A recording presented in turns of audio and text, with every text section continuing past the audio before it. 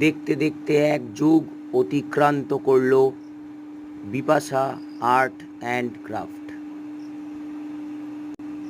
পরিবেশের ভারসাম্য রক্ষা করার জন্য বেছে নিল তারা ফেলে দেওয়া পুরনো খবরের কাগজ। তা দিয়ে তৈরি করতে শুরু করলো ঘর সাজানোর জিনিস থেকে নিত্য প্রয়োজনীয় মানুষের ব্যবহারযোগ্য জিনিস।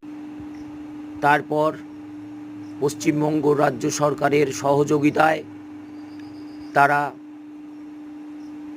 বহু বেকার যুবক যুবতীদের প্রশিক্ষণ দিয়ে তৈরি করলো কর্মসংস্থান। এগিয়ে চলবে বিপাশা আর্ট অ্যান্ড ক্রাফট।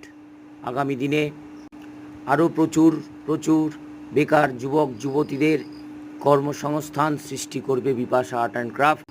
তৈরি করবে বজ্র পদার্থ দিয়ে ব্যবহারযোগ্য জিনিস, সৃষ্টি করবে সুস্থ পৃথিবীর।